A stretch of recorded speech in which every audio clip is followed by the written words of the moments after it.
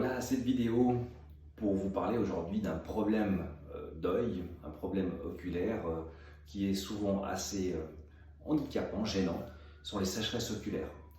Et les sécheresses oculaires, effectivement, c'est quelque chose qu'on connaît relativement bien, d'autant plus qu'elles sont exacerbées par le travail sur ordinateur, l'activité de près, la conduite.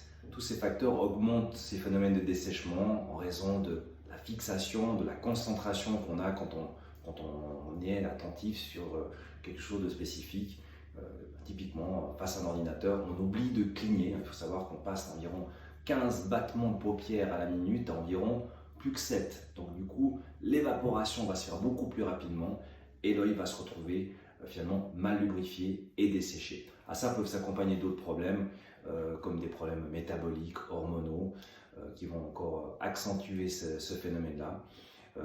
L'environnement dans lequel on se trouve également, si l'air est très sec, climatisé, ça va également avoir un effet sur notre situation et sur notre qualité des larmes. Qu'est-ce qu'on peut faire par rapport à ça?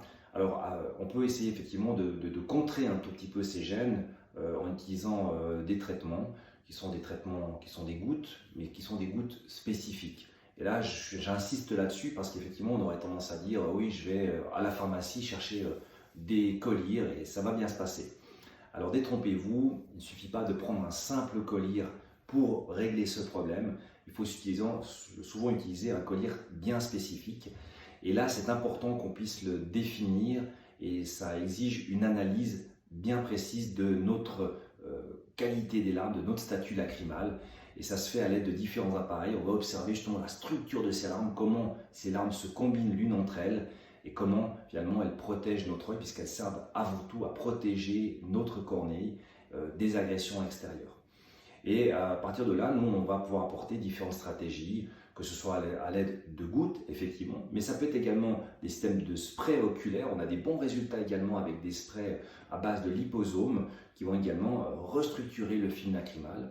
On peut également avoir besoin peut-être d'un nettoyage spécifique du bord des paupières à l'aide de lingettes particulières qui vont nettoyer, qui vont permettre de dégorger un tout petit peu les glandes qui, avec le temps, ont tendance à s'obstruer, à se boucher, ce qui va réduire également la sécrétion des larmes sur notre œil. Donc vous voyez, il y a tout un panel de mise en place, de stratégies qu'on peut avoir pour aider et pour réduire ces phénomènes d'œil sec.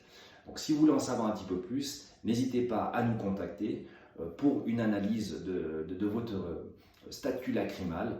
On saura vous proposer les bonnes solutions, les bonnes options pour réduire cette gêne. Merci.